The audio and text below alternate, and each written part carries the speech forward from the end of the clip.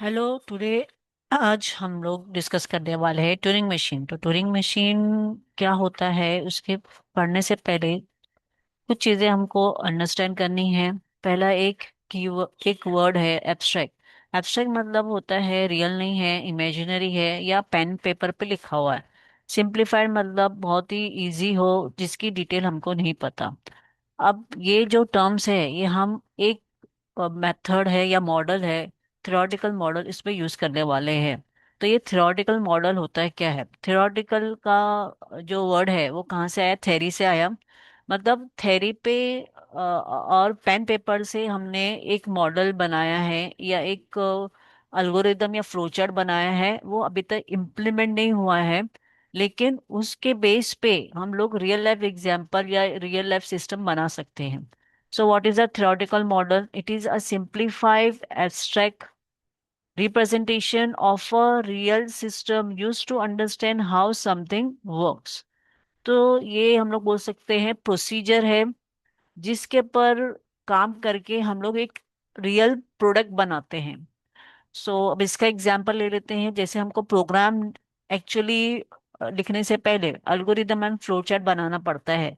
तो algorithm and flow chart are the theoretical model and the program and its output, the program with the output। अगर आप run कर दिया, output आ गया, तो वो मेरा रियल लाइफ सिस्टम हो गया।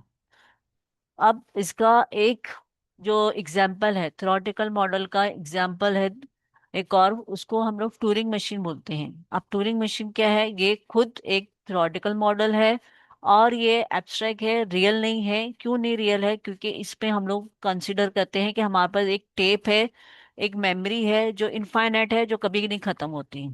अब ये थ्योरेटिकल मॉडल है, तो ये किसका वर्किंग समझने के लिए काम आता है? ये कंप्यूटर की वर्किंग समझने को काम आता है कि कंप्यूटर के अंदर सब चीजें कैसे चल रही है, प्रोग्राम कैसे एग्जीक्यूट हो रहा है। तो ये मेरा थ्योरेटिकल मॉडल का बेसिक अंडरस्टैंडिंग हो गई। तो अब इसका स्टेटमेंट कैसा हो जाएगा? डेफिनेशन ट्यूरिंग मशीन का: a Turing machine design by Alan Turing is a theoretical model of computation used in theoretical computer science to understand what problems a computer can solve। तो ये हमने कंपैरिजन बता दिया है कि अगर थियोरेटिकल मॉडल है वो कोई भी रियल लाइफ सिस्टम के अंडरस्टैंडिंग को समझ वर्किंग को समझने के काम आता है। तो टूरिंग मशीन जो थियोरेटिकल मॉडल है वो किसकी वर्किंग को समझने का काम आता है? कंप्यूटर की वर्किंग को समझने में काम आता है। अब इसके एप्लीकेशन, तो पहला एप्लीकेशन तो यही है कि कंप्यूटर कैसे काम करता है, उसको हम लोग कंप्यूटेशन बोलते हैं। तो कौन से प्रॉब्लम कंप्यूटर सॉल्व कर पाएगा या नहीं कर पाएगा, दैट इज अ कंप्यूटेशन। अब कंप्यूटर है, कंप्यूटेशन समझ में आ गया। तो हमने फाइनाइट ऑटोमेटा पीडीए पढ़ा है, तो ये दोनों मशीन भी कैसे काम करती है, तो उनका भी कंप्यूटेशन समझने के लिए हमारा ट्यूरिंग मशीन काम आता है। तो मतलब ट्यूरिंग मशीन है जो कि यूनिवर्सल मॉडल ऑफ कंप्यूटेशन है, सारी मशीन के वर्किंग समझने को भी काम आता है। एक और जो मेन प्रॉब्लम है उसको बोलते हैं हम लोग डिसाइडेबिलिटी प्रॉब्लम। कि अगर एक प्रोग्राम है और उसको एक इनपुट दिया है, तो वो क्या प्रोग्राम वो इनपुट के साथ आउटपुट जनरेट कर पाएगा कि नहीं। अगर वो आउटपुट जनरेट कर रहा है और टर्मिनेट हो रहा है, तो उसको हम लोग डिसाइडेबल प्रॉब्लम बोलते हैं। अगर वो आउटपुट नहीं जनरेट कर रहा है और इनफाइनाइट लूप में जा रहा है, तो उसको अनडिसाइडेबल प्रॉब्लम बोलते हैं। अनडिसाइडेबल प्रॉब्लम की डिटेल इंफॉर्मेशन हमारे पास है हॉल्टिंग प्रॉब्लम में। ये हॉल्टिंग प्रॉब्लम, इसके ऊपर भी वीडियो बना है, तो आप लोग उसको देख सकते हैं अगर आपको हॉल्टिंग प्रॉब्लम डिटेल में जानना है। एक और एप्लीकेशन है ट्यूरिंग मशीन का, कि जब हम लोग कंपाइलर डिजाइन करते हैं, तो उस वक्त कंपाइलर की बेसिक अंडरस्टैंडिंग के लिए उस पे भी बहुत सारे फेसेस होते हैं। हर एक फेस को अंडरस्टैंड करने के लिए फॉर एग्जांपल पार्सिंग होता है, और पार्सिंग की वर्किंग समझने के लिए भी ट्यूरिंग मशीन काम आता है। तो ये एप्लीकेशन हो गए ट्यूरिंग मशीन के। Now what is a Turing machine? It consist of 7 tuple: Q, sigma, gamma, delta, Q0, B and F। अब Q क्या रहता है? Q is a set of states. कौन कौन सी स्टेट्स है? फॉर एग्जाम्पल, मेरे पास ऐसा एक टेप है जो कि इनफाइनाइट है। अब टूरिंग मशीन का जो टेप रहता है वो इनफाइनाइट रहता है और उसमें सेल्स रहते हैं ऐसे। अब जब सेल्स पे कुछ नहीं लिखा है तो क्या कंसीडर करा जाता है कि वहां पे ब्लैंक सिंबल है, तो ब्लैंक सिंबल प्रेजेंट है। फॉर एग्जाम्पल हम लोग बाइनरी नंबर सिस्टम ले रहे हैं तो यहाँ पे नंबर प्रेजेंट है तो यहाँ पे ब्लैंक नहीं रहेगा। और जो स्पेस और जो सेल्स पे कुछ नहीं है तो वहां पे ब्लैंक आ गया। अब क्यू क्या है?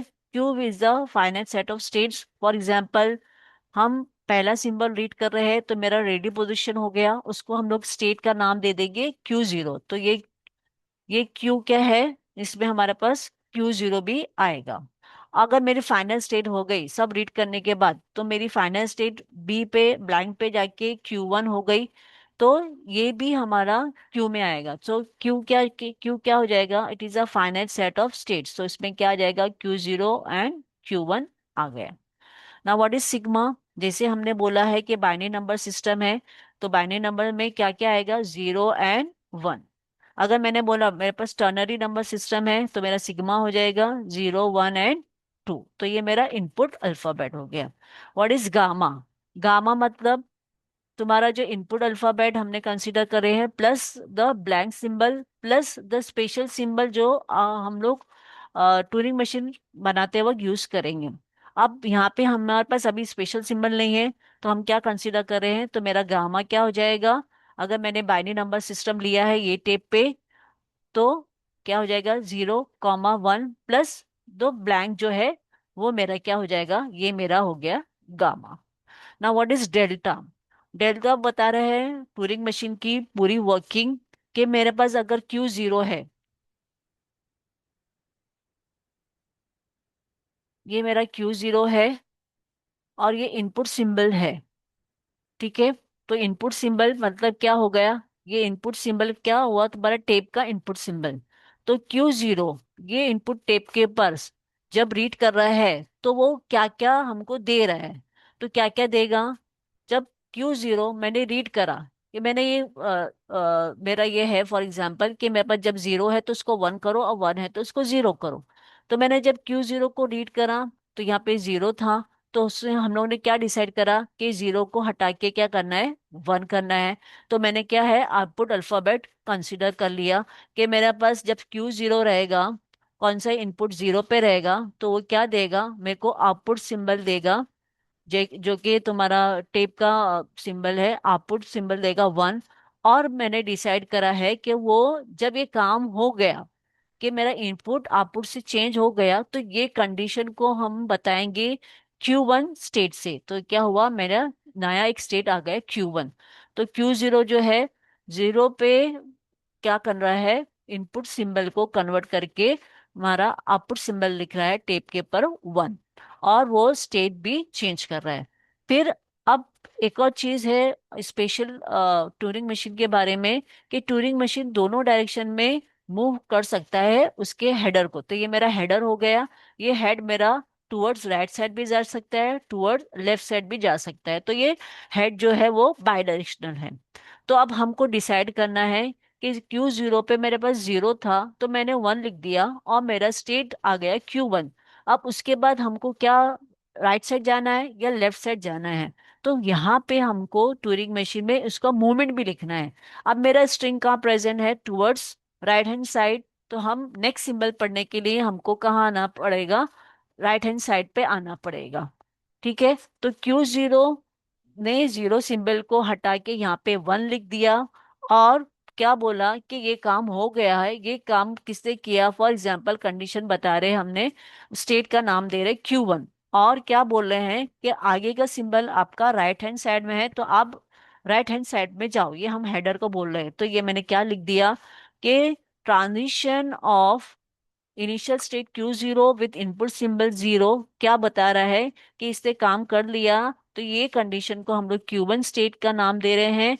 और ये जो इनपुट था वो आउटपुट 1 में आ गया, टेप पे लिख दिया गया, और उसका मूवमेंट बता रहे हैं हम क्या? आप अभी राइट हैंड साइड पे जाइए।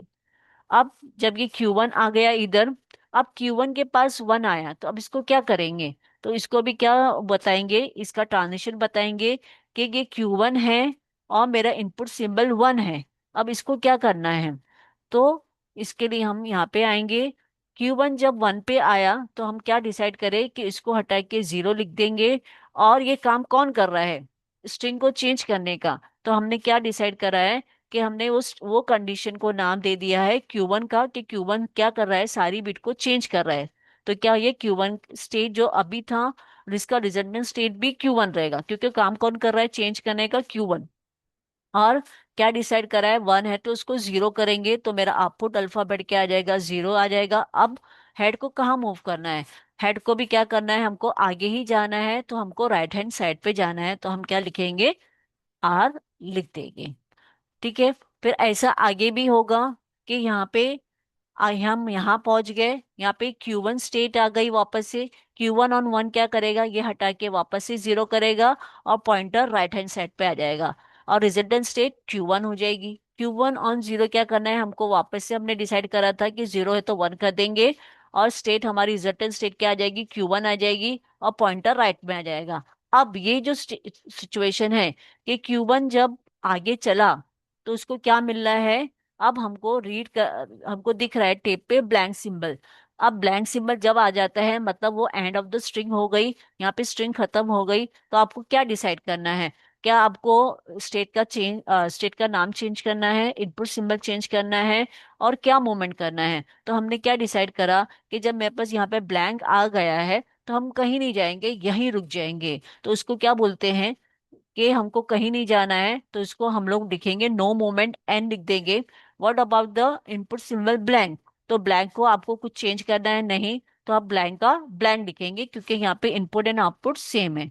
प्लस ये कंडीशन कि ये जो है ब्लैंक आ गया, तो अभी हमको टूरिंग मशीन का फंक्शन खत्म करना है और हम लोग फाइनल स्टेट में पहुंच गए, तो इसके लिए हम लोग लिख देंगे Q2। तो Q2 will be my final state. ठीक है। तो ये हो गया हमारा ट्रांजिशन फंक्शन। उसको हम लोग एक फॉर्मूले से कैसे लिखेंगे, क्यू मतलब कौन कौन सी स्टेट है, गामा मतलब क्या इनपुट सिंबल्स है, 0 1 एंड ब्लैंक। अगर वो आता है तो हमारा रिजल्टेंट स्टेट क्यू में क्या आएगा, जैसे हमने यहाँ पे रिजल्टेंट स्टेट लिए Q1 एंड Q2। और इनपुट सिंबल क्या चेंज हुआ, 0 क्या 1 हुआ, 1 क्या क्या 0 हो गया, या ब्लैंक का 0 हुआ, क्या हुआ, तो वो हम लोग यहाँ लिखेंगे। प्लस यहाँ पे हम लोग मूवमेंट लिखेंगे, राइट डायरेक्शन में जाना है, लेफ्ट में जाना है, या कहीं नहीं जाना है। तो अगर लेफ्ट में जाना है तो हमको L लिखना है, राइट में जाना है तो R लिखना है, और अगर कुछ नहीं करना है तो हमको N लिखना है। अब ये जो ट्रांजिशन फंक्शन है ये ट्यूरिंग मशीन का स्टेट ट्रांजिशन टेबल बनाने को काम आता है। तो हमने ये चीज पढ़ ली थी, यहाँ पे हमने एग्जाम्पल ले लिया। तो इसका टेबल कैसे बनाएंगे, तो इसका टेबल ऐसे बनाएंगे कि हमारे पास गामा के जो सिंबल्स है, 0 1 एंड ब्लैंक, तो हम यहाँ लिख देंगे। और ये वाले रो साइड में हम लोग इनिशियल स्टेट लिखेंगे या स्टेट्स के नाम लिख देंगे। तो यहाँ पे क्यू लिखेंगे कॉलम साइड में, और यहाँ पे गामा लिखेंगे रो साइड में। ठीक है। तो अभी हमने Q0 ऑन 0 पे क्या डिसाइड करा था कि Q0 ऑन 0 यहाँ पे लिखे थे हमने, क्या जाएगा, वो Q1 स्टेट पे जाएगा, आउटपुट लिखेगा 1 और राइट डायरेक्शन में जाएगा। तो वो चीज हमको यहाँ लिखनी है, Q1 1 एंड राइट डायरेक्शन। ठीक है। Q0 ऑन 1 तो Q0 ऑन 1। ठीक है। अगर यहाँ पे स्ट्रिंग हमारी 0 से चालू हुई है तो हमने ये लिख दिया, लेकिन अगर मेरे स्ट्रिंग 1 से चालू होती, फॉर एग्जाम्पल ये मेरी स्ट्रिंग है, ठीक है, खाली इसमें 1 ही है, तो अब क्या करना है, तो अगर मेरा Q0 है और 1 पे है तो हम क्या करेंगे, क्योंकि हमने डिसाइड करा है एक और स्टेट का नाम जिसका नाम है Q1। अगर 1 आता है तो वो उसको 0 पे करेगा और राइट साइड पे चला जाएगा। अब अगर मेरे पास कोई इनपुट ही नहीं है, ठीक है, ये इनिशियल स्टेट है, ये Q0 है और यहाँ पे ब्लैंक ही आ गया, तो मेरे पास तो स्ट्रिंग नहीं है, तो हम क्या करेंगे, इसको बोलेंगे कि ये एरर है, हमने आपने तो स्ट्रिंग दी नहीं। ठीक है। फिर हम कहाँ चले जाएंगे, नया रीचेबल स्टेट जो Q1 था वो यहाँ लिखेंगे। उसके ट्रांजिशन हमने यहाँ डिसाइड करके रखे हैं कि अगर मेरा 1 आया है तो उसको 0 करना है, 0 आए तो 1 करना है, और वो स्टेट सेम ही रहेगी। तो Q1 का Q1 रहेगा, 0 है तो 1 हो जाएगा एंड मूवमेंट हो जाएगा राइट।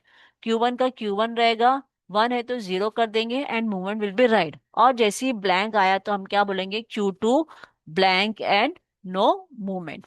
ठीक है। अब ये Q2 आ गया रीचेबल स्टेट, लेकिन Q2 में क्या है, हमने हॉल्ट कर दिया, जब हॉल्ट कर दिया तो उसके लिए ना हमारे पास रिजल्टेंट स्टेट रहेगा, ना आउटपुट सिंबल रहेगा, और ना मूवमेंट रहेगा, तो हम उसके लिए डैश डाल देंगे। तो ये हम लोग ने क्या कर दिया, जाने अनजाने में एक मशीन बना दी ट्यूरिंग मशीन में, जिसका कंसेप्ट क्या है, to find the one's complement of a binary number. तो हम लोग क्या डिस्कस कर रहे थे, components of Turing machine. Components of Turing machine includes 7 things: Q, sigma, gamma, delta, Q0, blank and F. तो Q हमने डिसाइड कर लिया, यहाँ पे क्या आ गया हमारे पास, Q0, Q1 and Q2। Sigma क्या हो जाएगा, हमारे इनपुट अल्फाबेट 0 और 1। गामा में हो गया 0, 1 एंड ब्लैंक सिंबल। डेल्टा तो हमने अभी डिस्कस कर लिया, तो ये डेल्टा में क्या आ गया, ये हमारा ये ट्रांजिशन टेबल आ गया। Q0 is the start state. Blank symbol जो हमने ब्लैंक एंड उसके बाद स्लैश मारा है, वो मेरा ब्लैंक सिंबल हो गया। And the final set of state, तो यहाँ पे जो फाइनल स्टेट आ गई हमारी एफ, वो है हमारी स्टेट Q2। ठीक है। तो इसके रूल क्या है, तो इसका रूल ये है कि हम लोग जो इनिशियल स्टेट है उसको करंट सिंबल के साथ पढ़ेंगे, और हम लोग डिसाइड करेंगे कि लॉजिक क्या है, क्या हमको आउटपुट सिंबल जो हमारा इनपुट सिंबल है उसको चेंज करना है, स्टेट चेंज करना है, और मूवमेंट क्या करना है। तो ये चीज, 3 चीजें हमको डिसाइड करनी है कोई भी क्वेश्चन के लिए। तो हमने ये डिसाइड कर लिया था हमारे वंस कॉम्प्लीमेंट के क्वेश्चन के लिए, और हमने वो बना लिया था। अब हमने ये क्या बना लिया, वंस कॉम्प्लीमेंट का टेबल बना दिया है। अब उससे हम लोग क्या बनाएंगे, इसका state transition diagram. State transition diagram हमारा स्टार्ट हो जाएगा इनिशियल स्टेट Q0 से। तो Q0 से स्टार्ट हो गया। ओके। जब 0 आया तो वो कहाँ जाएगा, 0 पे चला जाएगा, Q1 पे। ठीक है। और उसका आउटपुट क्या आ जाएगा, ये जा रहा है Q1 पे, और मूवमेंट हो रही है राइट, और आउटपुट सिंबल आ रहा है 1, तो 1 एंड R हम लोग लिख देंगे। ठीक है। अगर मेरा 1 आता है, Q0 से भी 1 आया, तो भी कहाँ जाएंगे हम लोग, Q1 पे जाएंगे, और आउटपुट क्या हो जाएगा, 0 हो जाएगा, और मूवमेंट हो जाएगी राइट। अगर मेरा ब्लैंक आया, तो ब्लैंक पे क्या लिख देंगे हम लोग, यहाँ पे लिख देंगे कि ये एरर है। ठीक है। अब Q1 पे अगर 0 आया तो वो खुद के पास ही जा रहा है उसको 1 में कन्वर्ट करने के लिए, और राइट डायरेक्शन में जाएगा। अगर 1 आया तो वो क्या करेगा, 0 में कन्वर्ट करेगा और राइट डायरेक्शन में चला जाएगा। और जैसे ही हमारे पास ब्लैंक आया, तो वो क्या करेगा, ब्लैंक सिंबल से वो फाइनल स्टेट Q2 पे चला जाएगा, और क्या करेगा, नो मूवमेंट। तो हम लोग क्या लिख देंगे, यहाँ पे मूवमेंट लिख देंगे। नो मूवमेंट, अगर आपको ब्लैंक लिखना है तो ब्लैंक सिंबल लिख सकते हैं।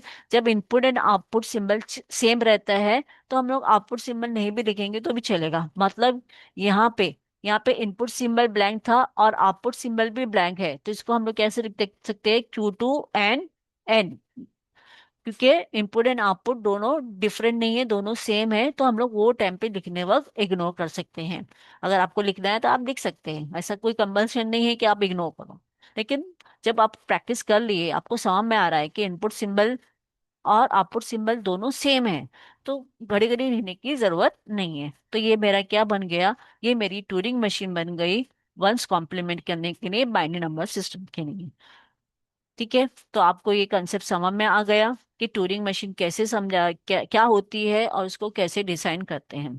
अगर आपको वीडियो समझ में आ गया है, do like the video, share the video and subscribe the channel. Thanks for watching.